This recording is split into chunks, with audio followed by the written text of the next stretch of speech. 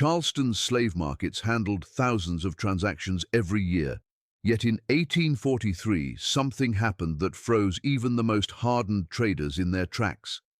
A young field hand arrived for auction, but unlike every other man who passed through those brutal doors, his bill of sale carried a written warning, a warning that no one could fully explain. His previous three owners had all died under strange and unsettling circumstances, not from rebellion, not from violence, but from something far more disturbing, something that caused Charleston's constabulary to quietly refuse any further investigation. Auctioneers who had made fortunes selling human beings suddenly wanted nothing to do with him. Some crossed themselves before speaking his name, others warned buyers to walk away before they even looked at him. But fear has a strange way of drawing certain men closer, and standing among the crowd that morning was planter Thomas Yancey, a man who believed he could evaluate anyone in a heartbeat. Strength in the shoulders, endurance in the hands, trouble in the eyes. What he saw on that stage defied every instinct he trusted, and yet he stepped forward, unaware that this moment would change the rest of his life. So let me ask you this. What made this silent, expressionless man so dangerous if he never once lifted a hand against anyone? Before we descend into this unsettling mystery, I need you to do one thing for me. Hit that subscribe button right now, because the stories they tried to hide in courthouse basements, in dusty estate archives, in family records no one dared to open are exactly what this channel lives for. And if you're watching this from the United States or anywhere around the world, drop a comment telling me your state or country. I want to see just how far this forgotten history travels. Now, back to Charleston, where the atmosphere inside Ryan's mart that morning felt different from the moment he stepped onto the platform. Buyers who had come ready to spend money suddenly backed away. Whispers rippled through the room like a chill wind. Men who had bragged for years about fearing nothing suddenly couldn't meet the slave's eyes, and standing there motionless, hands shackled, face blank, he didn't flinch, didn't look confused, didn't appear frightened in the slightest. That calmness unsettled the room more than anger ever could, and as Thomas Yancey raised his hand to place the first bid, everyone else watched him with the same expression, a mix of pity, disbelief, and silent relief that it wasn't them making the mistake. Because according to the auctioneers, the men who handled human lives as casually as livestock, this sale was unlike anything they had ever witnessed. They whispered that the last three owners had fallen into paranoia, nightmares, certainty of threats no one else could see, and yet through all of it, the man at the center of the storm never resisted, never argued, never defied a single command. He simply existed, silently, steadily, like a mirror held up to every fear his owners carried inside them. That's why the warnings were written, why the manager demanded every potential buyer sign an acknowledgement before placing a bid. And still, despite every red flag, despite the fear that made grown men tremble, Thomas Yancey bought him for $500, believing he could control what no one else could understand. Today, we reopen the case of Charleston's most disturbing transaction and a story buried for more than a century. So settle in, because what follows is not just the tale of a man feared by everyone who owned him. It's a story about the darkness people see when they're forced to face themselves. And now, let's begin with the truth behind the man known only as Subject 41.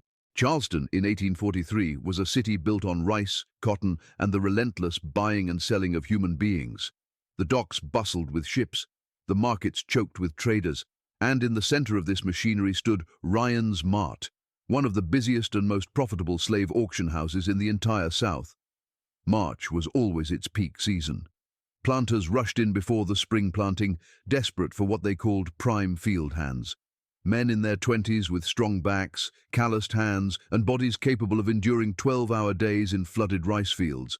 These men weren't just laborers to the buyers, they were investments, tools expected to produce wealth under brutal conditions. And no place moved more bodies more quickly than Ryan's Mart, its brick walls echoing with shouts, bids, and the cold calculations of profit. Yet on this particular day, something felt different the moment buyers stepped inside. Belmonte Plantation's owner, Thomas Yancey, was among them. A man known for caution, discipline, and an uncanny ability to judge a slave's value with just a glance. He managed 4,000 acres along the Cooper River, and his reputation as a steady, unemotional businessman kept him respected and feared throughout the Low Country. He didn't believe in surprises, didn't believe in taking risks. He believed in control, and his presence at the auction that morning had a simple purpose: replace 3 field hands he'd sold at a profit the season before. But when he opened the auction catalogue and scanned the entries, one listing froze him in place. Entry number 18, labelled only as Subject 41, male, approximately 28, origin, Virginia. Nothing unusual about that on its own. Thousands of enslaved men arrived stripped of their names, their past, and everything that made them human. But this entry had something no other listing carried: a notation in bright red ink, impossible to miss. Special conditions apply, see manager before bidding. Those 6 words shifted the entire mood inside Ryan's mart. Buyers who had come ready to spend money suddenly hesitated as they recognized the markings. Men whispered behind gloved hands. Some frowned, some rolled their shoulders as if shaking off a cold chill. And a few quietly closed their catalogues and stepped away from the bidding floor entirely, because everyone in that room knew one thing: Ryan's mart did not use red ink lightly. It was reserved for slaves with violent histories, escape attempts, contagious illnesses, or legal complications too messy for public explanation. Yet the clerk had not written any of those reasons, only that chilling phrase, "Special conditions apply." And whispers began circulating that whatever was wrong with Subject 41, it wasn't something the auctioneers wanted to say out loud. The handlers brought him out shortly after, a tall, broad-shouldered man with the hardened muscles of someone who had worked all his life. But it wasn't his size or his scars that unsettled the crowd. It was the stillness. As he stepped onto the platform, he showed no fear, no anger, no curiosity, nothing.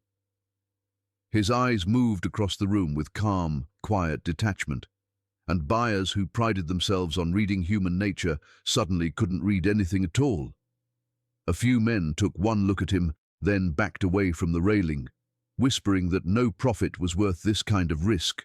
Others walked directly to the manager's office to demand an explanation, only to emerge moments later, pale-faced, shaking their heads, refusing to bid. Suspicion crept through the auction hall like a slow-moving storm.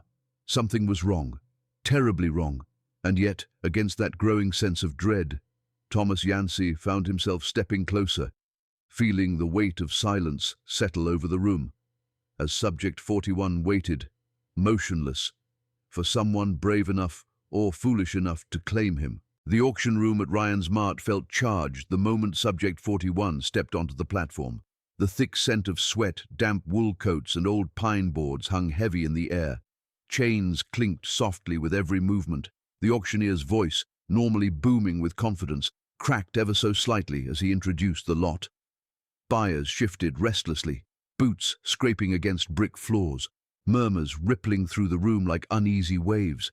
Even the handlers stood a few inches farther from the man than usual, and through all of it, Subject 41 didn't move, didn't blink, didn't seem to exist in the same emotional world as anyone else in the building.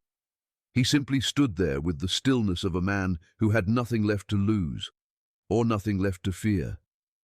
That silence pressed on the crowd harder than any sign of rebellion ever could. When the auctioneer announced the red ink warning, several buyers abandoned their positions immediately.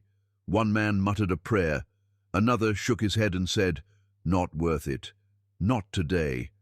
But Thomas Yancey remained, studying the man with growing confusion, the expressionless face, the empty gaze, the complete absence of reaction. He knew enough about enslaved people to recognize fear, anger, submission, defiance, but he could not read this, not at all. And that uncertainty pulled him toward the manager's office, where the answers, he hoped, would be clearer. Inside, Talbot, the manager of Ryan's mart, waited behind a scarred wooden desk, his face stiff, his voice low. "You want to bid on 18?" he asked. "Then you need to understand why the warning's there." He slid open a drawer and removed a thin folder. "3 owners," he began. "3 deaths, 3 patterns you should know about before you make a mistake you can't undo." The first document belonged to Harrison Kemp, a tobacco planter in Virginia. Talbot explained that Kemp bought the man in 1838 and within 14 months was found dead in his barn. The official cause was heart failure, but the overseer's report painted a different picture. Kemp had become convinced his slaves were plotting against him. He interrogated them daily, isolating one man above all the others, the same man now standing on Ryan's auction block. Kemp's fear escalated quickly. Sleepless nights, frantic accusations, pacing the fields at dusk as if expecting an attack. 3 days of growing paranoia, then sudden death. No marks, no struggle, just a man who frightened himself to death. "And your subject 41, Talbot said softly, was the one Kemp questioned the most. The second owner was Virgil Stowe of Halifax County. Stowe bought the man at Kemp's estate sale and lasted only 11 months before hanging himself in his study." Talbot handed Yancey copies of the letters Stowe wrote in his final days, pages filled with rambling descriptions of nightmares, strange visions, and overwhelming dread. His wife reported that he stopped eating, stopped sleeping, and whispered constantly about doom, disaster, threats no one else could see. Once again, the overseer noted the same detail. Stowe obsessed over one enslaved man, isolated him, questioned him, watched him obsessively. Whatever he was looking for, Talbot said, he never found it. But it found him. The third owner, Dobbins, was a Richmond merchant who'd purchased the man intending to resell him for profit. He lasted 6 weeks before collapsing from a stroke, with no prior health issues. His business partners reported erratic behavior, wild accusations, and conversations that sounded like he was replying to voices no one else heard. The physician ruled it natural, but the executor who handled the estate wanted nothing to do with the man associated with 3 deaths, insisting he be sold with full warning. "I don't claim he caused it," Talbot said quietly, "but the pattern is undeniable. And if you're not comfortable with uncertainty, then this lot isn't for you." Yancey closed the folder slowly, absorbing every line, every unsettling detail. As he stepped out of Talbot's office, one planter brushed past him and whispered, "Don't do it, Thomas. Let someone else take that curse." Several other buyers had already walked out, unwilling to risk their sanity or their lives. But uncertainty had never frightened Yancey. He returned to the auction floor, stared at the silent man on the platform, and raised his hand. $500, he said. The room froze. No one counted. No one even breathed. "Sold," the auctioneer whispered, almost relieved. And just like that, the man with 3 dead owners belonged to Thomas Yancey, mistakes and all. When Isaac arrived at Belmonte Plantation, the sun was sinking behind the cypress trees, casting long shadows across the rice fields. The wagon rolled to a stop near the main yard, where the overseer, Curtis Beale, waited with his ledger in hand. Beale was a strict but methodical man, known for running the plantation with tight discipline rather than cruelty. Behind him stood Marcus, the lead driver, a man who had spent 15 years organizing work crews and maintaining order among the 67 enslaved workers who lived in 2 narrow rows of cabins behind the main house. As Isaac stepped down from the wagon, chains removed but posture unchanged, both men exchanged a subtle glance. They had seen every kind of enslaved man, broken, rebellious, terrified, defiant, but Isaac fit none of those categories. He simply stood there, still, silent, observing nothing and everything all at once. From the first morning in the fields, Isaac worked with flawless precision. He obeyed every command without hesitation, carried heavy bundles with ease, moved through the flooded rice paddies with the stamina of a man used to hard labor. But it was the absence of emotion that unsettled everyone around him. He spoke only when spoken to, never raised his voice, never asked questions, never showed frustration or fatigue.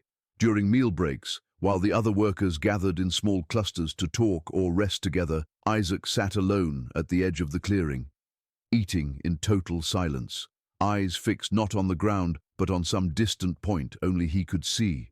Marcus noticed it immediately. "He ain't broken," he told Beale quietly. "Broken men look through you. This one looks at you, sees you, but it's like nothing inside him moves." And the more Marcus watched, the more he realized that emptiness wasn't weakness. It was something deeper, something hollow yet unshakable. By the end of the first week, murmurs spread through the quarters. Workers complained that Isaac made them uneasy, not by anything he said or did, but simply by being there. Two men broke into an argument one night over a missing ration, and both insisted that Isaac had been watching them for days, not threatening, not interfering, just watching. And somehow that silent attention had pushed them into tension they couldn't explain. Small conflicts began popping up in crews that had worked peacefully for years. Men snapped at each other over minor tasks. Others claimed they couldn't sleep well knowing Isaac was nearby. "They're spooking themselves," Beale insisted, but even he noticed the shift in atmosphere, the strange energy that settled over any group Isaac joined. It was as if his silence filled the spaces where normal human expression should have been, creating a void that others projected their own fears into. Meanwhile, far from the fields, Thomas Yancey found himself thinking about Isaac more than he ever intended. From the window of his study, he often paused in the middle of paperwork to look toward the north fields, searching for the shape of the tall, motionless figure moving through the rows. At night, he lay awake, replaying Isaac's expressionless face, questioning whether the man's history had influenced his judgment, or whether something in Isaac truly was different. He told himself he was merely being cautious, responsible, attentive to potential problems. But deep down, he felt something else forming, a constant awareness of Isaac's presence, a quiet pressure in the back of his mind that only eased when Isaac was out of sight. And as days turned into weeks, that awareness grew, until the man he had purchased for labor had become the single most dominant thought in his waking hours, and the shadow lingering in every quiet moment of his home. The nightmares began 3 weeks after Isaac arrived. In the first dream, Yancey found himself standing alone in the dawn-lit rice fields, watching his workers move through their routines with eerie precision. But something was wrong. They weren't actually working. Their hands mimicked the motions of planting and cutting, yet nothing touched the soil. Nothing changed. And as he tried to call out to them, none reacted. Their eyes stayed fixed on a point behind him, slowly, silently, unwavering. When he turned, Isaac stood at the edge of the field, perfectly still, expressionless, watching him the way a statue might observe a storm. The moment their eyes met, a wave of dread swallowed him, a certainty that something terrible had already happened, though he could not say what. He awoke, gasping, drenched in sweat, the echo of that silent stare following him into waking hours.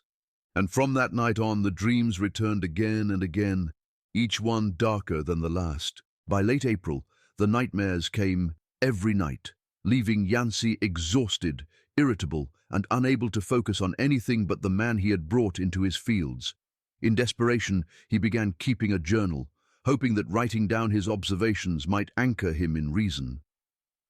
On April 12th, he wrote, "Isaac continues steady work, no complaints from supervisors, yet multiple workers report unease in his presence, cannot determine if this is genuine or imagination."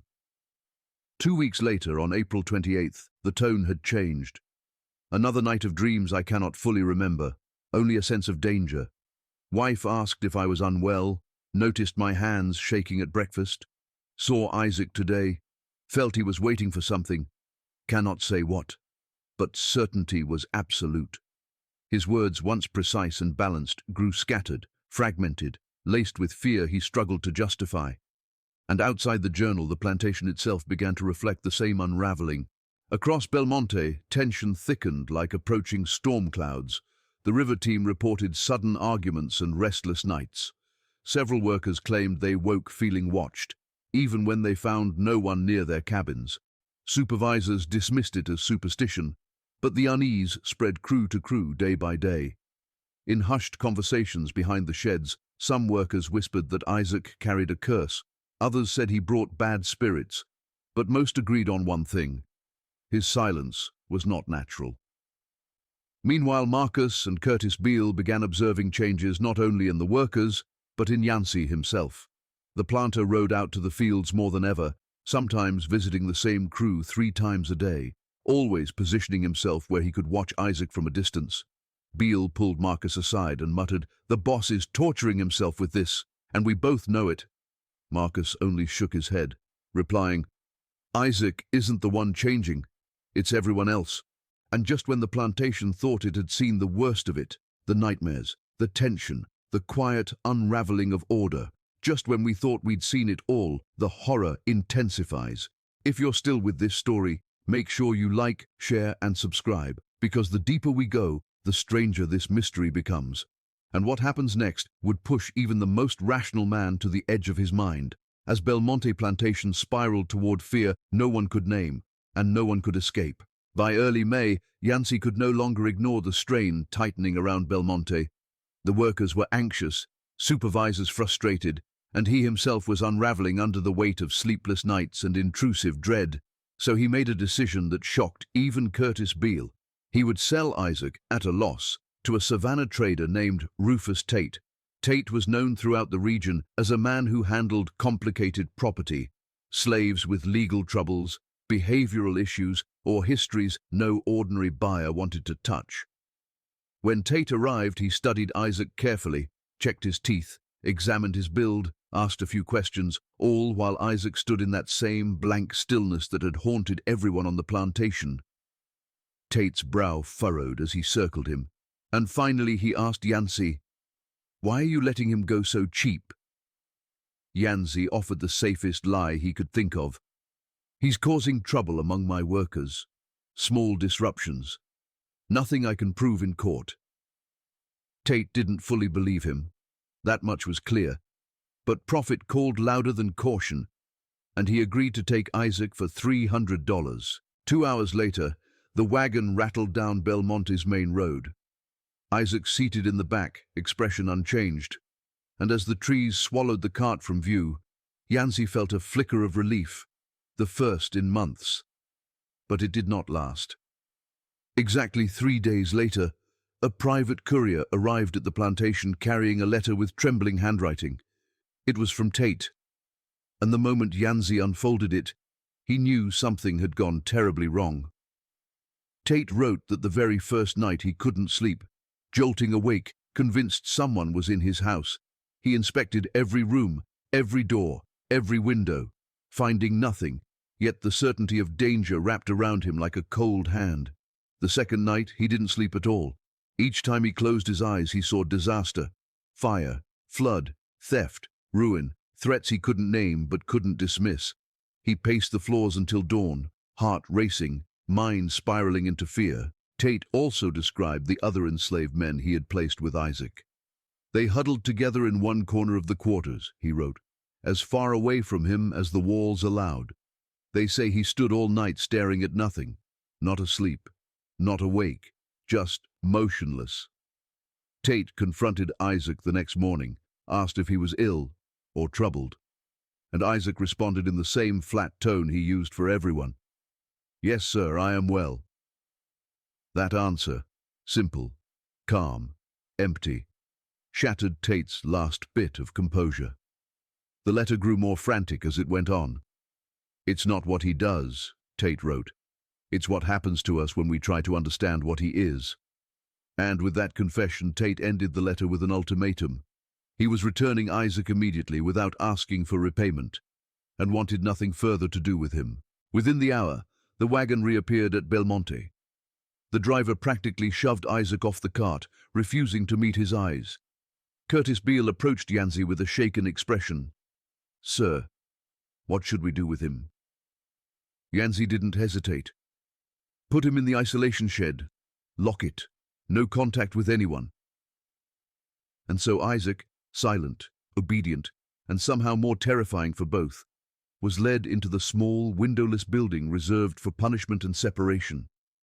He offered no resistance, no expression, no trace of fear. And as the door slammed shut behind him, a new kind of dread settled over the plantation. A sense that bringing him back had reopened a wound no one knew how to close. Locked inside the isolation shed, Isaac became a presence Yancey couldn't escape even when he wasn't physically near him. Night after night, Yancey returned to his journal, trying desperately to separate fact from fear. He wrote that proximity to Isaac seemed to create an atmosphere of tension, yet Isaac never threatened anyone, never spoke out of turn, never acted with malice. "Is this man causing these effects," he wrote, "or are we causing them in ourselves because of what we believe about him?" His entries oscillated between rational analysis and creeping dread. The more he documented, the more he saw the same pattern repeating: fear without cause, anxiety without trigger, a thick psychological fog that settled over anyone who tried to understand Isaac too deeply. And just when he believed he had reached some clarity, the truth struck from an unexpected place. One evening, through an open window near the equipment shed, he overheard an old worker named Samuel speaking quietly to Beale. "Masters live every day afraid," Samuel murmured. "Afraid we'll run, rebel, poison, or burn their houses. Isaac ain't causing that fear. He's just showing them what they already carry inside." Those words hit Yancey harder than any nightmare ever had. The idea that Isaac was a mirror, not a threat, terrified Yancey more than the thought of actual danger. Because if that was true, then everything unraveling inside him had been growing there long before Isaac arrived. He decided he needed outside judgment, someone untouched by plantation politics or whispered fears. So he wrote a formal complaint to the Charleston Constabulary, requesting investigation. 3 days later, Deputy James Wilcox arrived, a broad-shouldered man in his late 40s with calm eyes and a reputation for cutting through superstition. He spoke with Yancey first, listening as the planter described the deaths of past owners, Tate's frantic letter, the rising tension among the workers, and his own slipping sense of stability. Then Wilcox walked the grounds himself, interviewing Marcus, Beale, several field hands, and finally, Samuel. Each told the same story. Isaac worked hard, obeyed every command, showed no aggression, yet made everyone uneasy in ways they couldn't articulate. "He's like a shadow shaped like a man," one worker whispered. "You don't see what he does. You only feel something change in yourself." Wilcox spent nearly an hour outside the isolation shed, speaking to Isaac through the locked door. Isaac answered politely, clearly, calmly, showing no confusion about his confinement. He did not ask for release, did not complain, did not offer explanations, simply responded to each question with unnerving steadiness. Afterward, the deputy returned to the main house carrying the folder of Virginia documents, Tate's desperate letter, and Yancey's journal. He read every page carefully, brow tightening but never slipping into fear. When he finally closed the last page, he exhaled slowly and said, "Mr. Yancey, I need you to listen without interruption." He explained that he had found no evidence of wrongdoing, no threats, no violence, no violation of any law. The past owner's deaths, while disturbing, had officially been ruled natural or self-inflicted. "Nothing ties this man to any crime," Wilcox said. "Nothing except fear, and fear alone isn't evidence." Yancey tried to protest, describing the nightmares, the dread, the tension suffocating the plantation. But Wilcox raised a hand. "What you're describing," he said quietly, "may not be caused by him at all. It may be caused by the meaning you attach to him, by the stories, the coincidences, the expectation of danger." He suggested that if Isaac's presence truly disrupted operations, a transfer to state custody might be possible, where he could work under public supervision instead of a private household. But as for legal action, there was none to take. "A man cannot be punished for doing nothing," Wilcox concluded. Then he paused, thoughtful. "But it does raise another question entirely. Can a man be dangerous, simply by existing? Simply by reflecting back the fears of the people around him?" The room fell silent, because in that single line, Wilcox had named what no one else could. Isaac wasn't dangerous because of something he did. He was dangerous because of what he revealed, not about himself, but about everyone who looked at him too closely. In that moment, Yancey realized the investigation had not delivered relief, only clarity. And clarity was far more terrifying. Night settled over Belmonte like a heavy curtain when Yancey finally walked toward the isolation shed. Lantern in hand, heart pounding with a mixture of dread and resolve, He unlocked the door and stepped inside. Isaac sat against the far wall, posture straight, expression unchanged. No anger, no fear, no curiosity, just the same silent presence that had haunted the plantation for months. Yancey swallowed hard and asked the question that had consumed him. Did you do something to them? To Kemp, to Stowe, to Dobbins? Are you doing something to me? The silence stretched before Isaac finally lifted his gaze. I worked for them, he said calmly. I answered their questions. I followed their instructions. When they died, I was sold. I work for you. I answer your questions. I follow your instructions. That is all I have ever done. His voice carried no defensiveness, no emotion of any kind, and somehow that made the words even more unsettling. Unsatisfied, desperate, Yancey pressed further. But you must see the pattern. 3 dead men before me, and now this fear, this madness creeping over my home. Are you causing it? Isaac paused, and for the first time since arriving at Belmonte, something faint flickered across his face. Not quite emotion, more like the shadow of a truth long buried. I stopped pretending, sir, he said softly. I stopped showing fear to make masters feel powerful. Stopped showing gratitude to make them feel kind. Stopped showing hope to make them feel merciful. I stopped all of it. He looked straight into Yancey's eyes with that hollow steadiness. I simply work and exist, nothing more. And apparently, that is the most dangerous thing a slave can do. Those words cracked something inside Yancey, because he understood suddenly and painfully that Isaac had not created the fear consuming him. Isaac had simply refused to hide the truth that slavery demanded everyone hide. Shaken to his core, Yancey stumbled back to the house, spent the night staring at his desk until the dawn light crept across the floor. By morning, he summoned his lawyer, Mr. Haywood, and gave an order, even he could hardly believe. Draw up manumission papers. Immediately. Haywood was stunned. Very few planters freed slaves voluntarily, and certainly not ones in their prime. May I ask why? He said cautiously. Yancey only replied, keeping this man enslaved has become more costly than freeing him, and I can't continue this way. The documents took 3 days to prepare, requiring justification, signatures, and formal registration. And on June 11th, Isaac was brought from the shed, still expressionless, still silent.